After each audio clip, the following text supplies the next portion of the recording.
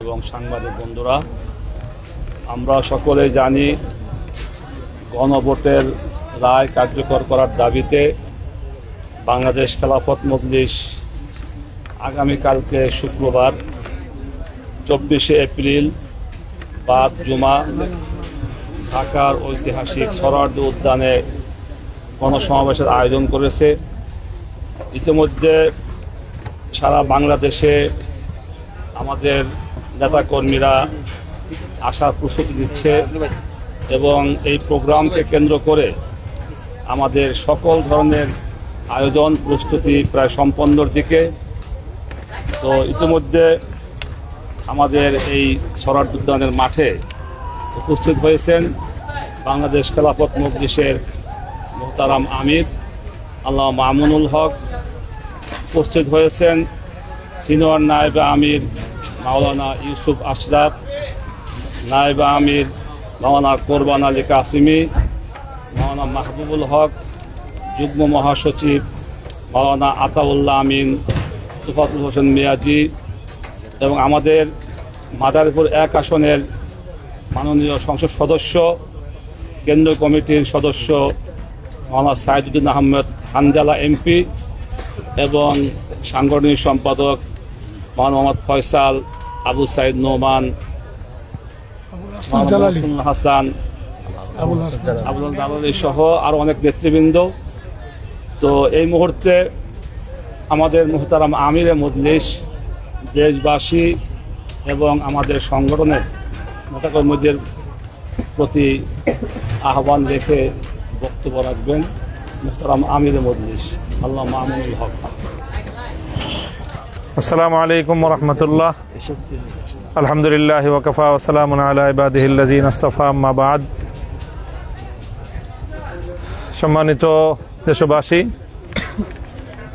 আমরা সকলেই জানি অনেক ত্যাগ কোরবানি, অনেক জীবনের বিনিময়, অনেক রক্তের নজরানা, অনেক শাহাদাতের সিঁড়ি বেয়ে 2024-এর 5ই আগস্ট 36শে জুলাই বাংলাদেশে ঐতিহাসিক গণ অভ্যুত্থান সংগঠিত হয়েছে। বাংলাদেশের ক্ষমতার মসনদ থেকে ভিনদেশি চর ফ্যাসিবাদী শক্তি উৎখাত হয়েছে এবং বাংলাদেশের মানুষ 1971-এর মহান মুক্তিযুদ্ধের পর আবার 2024 সালে নতুন আরেকটি ঐতিহাসিক বিজয় অর্জন করেছে আধিপত্যবাদী শক্তির বিরুদ্ধে। 2024-এর এই গণ অভ্যুত্থানের পর বাংলাদেশের মানুষের যে আকাঙ্ক্ষা ছিল সেটা হলো আগামীর দিনে বাংলাদেশ, এটা হবে জনগণের ইচ্ছা এবং অভিপ্রায় পূরণের বাংলাদেশ। এদেশের মানুষের আকাঙ্ক্ষা ছিল ইনসাফ এবং ন্যায় প্রতিষ্ঠিত হবে, জুলুম এবং অন্যায় দূরীভূত হবে, লুটপাটতন্ত্র এবং দেশের দুর্নীতি এই জাতীয় বিষয়গুলো বাংলাদেশ থেকে চিরতরে বিদায় হবে। এটা ছিল বাংলাদেশের মানুষের ইচ্ছা এবং অভিপ্রায় এবং সেই লক্ষ্যকে কেন্দ্র করেই 24-এর জুলাই অভ্যুত্থান পরবর্তী সময়ে যে অন্তর্বর্তীকালীন সরকার প্রতিষ্ঠিত হয়েছিল তাদের কাছে দেশের মানুষের বিপুল প্রত্যাশা ছিল যে ফ্যাসিবাদী আমলের অত্যাচারী জালিমদের বিচার কার্যক্রম ত্বরান্বিত করার পর তারা বাংলাদেশের রাষ্ট্রীয় এবং রাজনৈতিক বন্দোবস্তের একটা আমূল পরিবর্তন করবে, সংস্কার সাধন করবে এবং একটি সুন্দর নির্বাচন করবে। সবই হয়েছে। সংস্কারের অনেক বিষয়ই এখানে বাংলাদেশের মানুষের কাছে উপস্থাপিত হয়েছে এবং বহুল প্রতীক্ষিত 2026-এর 12ই ফেব্রুয়ারি ঐতিহাসিক নির্বাচন হয়েছে। ত্রয়োদশ জাতীয় সংসদ নির্বাচনের পাশাপাশি জুলাই বিপ্লবের আকাঙ্ক্ষা বাস্তবায়নের লক্ষ্যে দেশের রাজনৈতিক এবং রাষ্ট্র ব্যবস্থায় আমূল সংস্কারের লক্ষ্যে গণভোট সংগঠিত হয়েছে এবং এই গণভোটের মাধ্যমে সার্বভৌম জনগণের যে ইচ্ছা এবং অভিপ্রায় প্রতিফলিত হয়েছে গণভোটের মাধ্যমে, প্রায় 70% মানুষ রায় দিয়েছে সংস্কারের পক্ষে। একটা আমূল সংস্কার, টেকসই সংস্কার, সাংবিধানিক সংস্কার, যাতে অতীতের যেই বাংলাদেশের স্বাধীনতা উত্তর 50 বছরে যেই 17টি সংশোধনী এসেছে সেগুলো একটি কলমের খোঁচায় যেভাবে এটাকে বিনষ্ট করে দেয়া হয়, বাতিল ঘোষণা করে দেয়া হয়, বেআইনি ঘোষণা করে দেয়া হয়, সেই ধরনের কোনো তামাশার সংশোধনী বাংলাদেশের মানুষ আর দেখতে চায় না।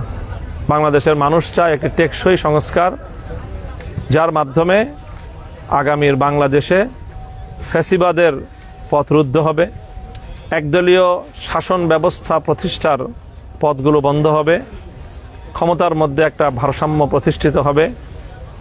বিসমিল্লাহির রহমানির রহিম সহ আল্লাহর উপর অবিচল আস্থা এবং বিশ্বাস এবং রাষ্ট্রধর্ম ইসলাম, এই জাতীয় বিষয়গুলো যেগুলো বাংলাদেশের অধিকাংশ মানুষের, প্রায় 90% মানুষের প্রতিনিধিত্ব করে থাকে, তাদের ধর্মীয় চিন্তা চেতনা এবং এদেশের মানুষের আবহমান কালের সাংস্কৃতিক ঐতিহ্যের, এই বিষয়গুলো শুধুমাত্র সংশোধনীর মাধ্যমে নয়, বরং সংবিধানের মূল নীতির পর্যায়ে এগুলোকে বাস্তবায়নের একটা অভিপ্রায় নিয়েই এই সংস্কার প্রস্তাবনা ছিল।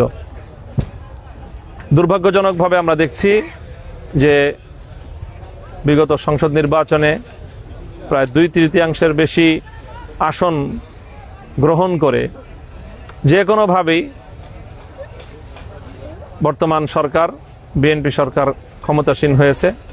ক্ষমতাসীন হওয়ার পর থেকেই আমরা তাদের সুর পাল্টে যেতে দেখেছি এবং তারা এখন আর সংস্কার শুনতে প্রস্তুত না। তাদের 31 দফার মধ্যে যে সংবিধান সংস্কার কমিশনের গঠনের যে একটা ওয়াদা প্রতিশ্রুতি ছিল, সেটাও এখন তারা বেমালুম ভুলে যাওয়ার চেষ্টা করছে। এখন তারা শুধুমাত্র তাদের দলীয় এজেন্ডা বাস্তবায়নের মানুষের কাছে গালগল্প শোনাচ্ছে। তো তারা জুলাই সনদ অক্ষরে অক্ষরে বাস্তবায়ন করার হাওয়াই মিঠাইয়ের গল্প বলে মৌলিক সংস্কারের সব জায়গায় তাদের নোট অফ ডিসেন্ট দেওয়া, সেই সংস্কারের আকাঙ্ক্ষা এবং 70% মানুষের যে গণরায়, সেটাকে পেছনে ঠেলে তারা তাদের দলীয় এজেন্ডা বাস্তবায়ন করার এবং দেশটাকে আবার সেই একদলীয় শাসন ব্যবস্থার দিকে নিয়ে যাওয়ার, ফ্যাসিবাদের পথ আবার উন্মোচিত করবার একটা কায়দা তারা করছে। এর বিরুদ্ধে আমরা শুরু থেকেই সোচ্চার। আমরা সংবিধানের সংস্কারের দাবিতে নির্বাচনের আগে যেভাবে আমরা সোচ্চার ছিলাম, জুলাই সনদ বাস্তবায়নের দাবি নিয়ে আমরা মাঠে আন্দোলনে নেমেছিলাম। সেই আন্দোলন থেকেই পর্যায়ক্রমে আমরা নির্বাচনী অ্যালায়েন্স গঠন করেছি, নির্বাচন করেছি, সংসদে প্রতিনিধিত্ব করছি এবং বাংলাদেশের মানুষের অধিকার আদায়ের জন্য সংসদের পাশাপাশি আমরা রাজপথেও আমাদের ভূমিকা এবং আমাদের সোচ্চার সরব অবস্থান আমরা বহাল রেখেছি।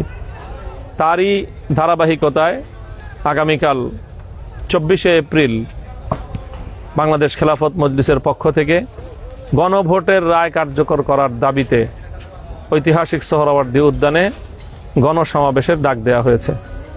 দেশব্যাপী বাংলাদেশ খেলাফত মজলিসের নেতাকর্মী এবং জুলাই বিপ্লবের যারা অংশীজন, তাদের সকলের মধ্যে আগামীকালকের এই গণসমাবেশকে কেন্দ্র করে আমরা বেশ সাড়া এবং উৎসাহ লক্ষ্য করতে পারছি এবং আমরা আশা করছি যে আগামীকাল আমাদের এই গণসমাবেশ ব্যাপক জন উপস্থিতির মাধ্যমে সফলকাম হবে এবং সরকারকে আমরা স্পষ্ট বার্তা দিতে সক্ষম হব যে এদেশের জনগণের যে ইচ্ছা এবং অভিপ্রায় এবং মানুষের যে ভোটের রায়, এটাকে পাশ কাটিয়ে এটার সাথে বিশ্বাসঘাতকতা করে 70% ভোটাধিকার প্রয়োগকারী মানুষের মতামতকে বৃদ্ধাঙ্গুলি দেখিয়ে দেশটাকে সুন্দরভাবে পরিচালনা করা যাবে না এবং দেশের মানুষের উপর শাসন কার্যক্রম করা সম্ভব হবে না। আমরা আশা করি যে সরকার এই বিষয়গুলো অনুধাবন করতে পারবে। এই দেশের জনগণের ভয়েস রেজ করার জন্য জুলাই বিপ্লবকে বাংলাদেশে, আগামীর বাংলাদেশে অন্যতম মাইল ফলক হিসেবে প্রতিষ্ঠিত রাখার জন্যই আমাদের এই আয়োজন।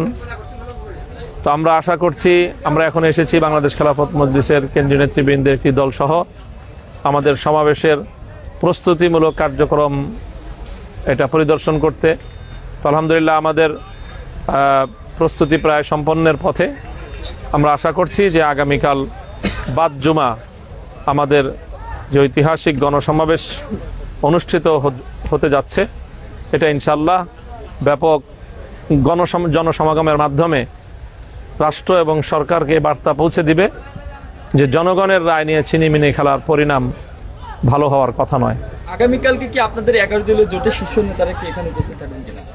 হ্যাঁ, আমরা দেশের সকল, বিশেষ করে বিরোধী দলীয় রাজনৈতিক শীর্ষ নেতৃবৃন্দকে আমরা দাওয়াত দিয়েছি, তারা আমন্ত্রিত আছেন।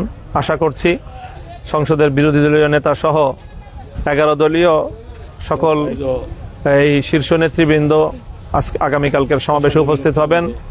এর বাইরেও অন্যান্য রাজনৈতিক সংগঠন, ইসলামী রাজনৈতিক সংগঠনগুলোকেও আমরা আহ্বান জানিয়েছি। বিভিন্ন পেশাজীবী এবং বুদ্ধিজীবী মহল, সাংবাদিক, লেখক, কলামিস্ট এবং দেশের সুশীল সমাজের চিন্তাশীল নাগরিকবৃন্দ অনেককেই আমরা আগামীকালকের সমাবেশে আহ্বান জানিয়েছি।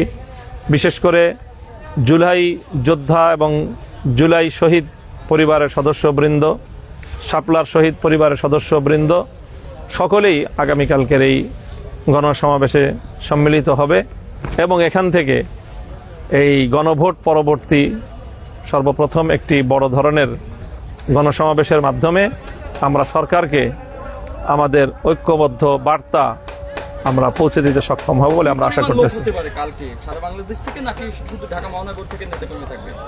মূলত ঢাকা এবং ঢাকার আশপাশ থেকেই প্রধানত আমাদের এখানে সমাগমের প্রস্তুতি।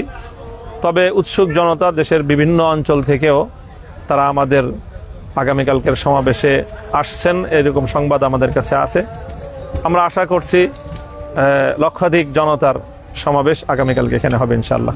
আইন শৃঙ্খলা রক্ষাকারী বাহিনীর মানে কেমন দেখছেন, মানে তাদের অবস্থানটা? না, আমরা সকলের সাথেই যোগাযোগের মাধ্যমে আইন শৃঙ্খলা রক্ষাকারী বাহিনী আমাদেরকে সহযোগিতামূলক কার্যক্রম পরিচালনা করছে, তারা সহযোগিতা করছে। আমরা ডিএমপির অনুমোদন নিয়ে, তাদের সহযোগিতা নিয়েই আমরা আমাদের কার্যক্রম পরিচালনা করছি। আপনাদের সকলকে ধন্যবাদ এবং ইনশাআল্লাহ দেশের যারা যেখান থেকে আমাদেরকে দেখছেন এবং শুনছেন, আপনাদের সকলের প্রতি আমাদের আহ্বান যে আপনারা দোয়া করবেন। বিশেষ করে আমাদের ঘরগুলোতে নারী সদস্য যারা রয়েছেন, মা বোনেরা যারা রয়েছেন, তারা আমাদের আগামীকালকের গণসমাবেশের সাফল্য কামনা করে দোয়া করবেন এবং সারা দেশের নেতাকর্মী যারা আছেন, আপনাদের যাদের এখানে আসার প্রস্তুতি রয়েছে, আপনারা যথাসময়ে এখানে উপস্থিত হবেন এবং জুমার পরপরই আমাদের এই সমাবেশের কার্যক্রম শুরু হবে। আমাদের কার্যক্রম কিন্তু খুব বেশি দীর্ঘায়িত হবে না। আমরা সালাতুল আসরের আগেই আমাদের সমাবেশের কার্যক্রম সম্পন্ন করব, সমাপ্ত করবো ইনশাআল্লাহ।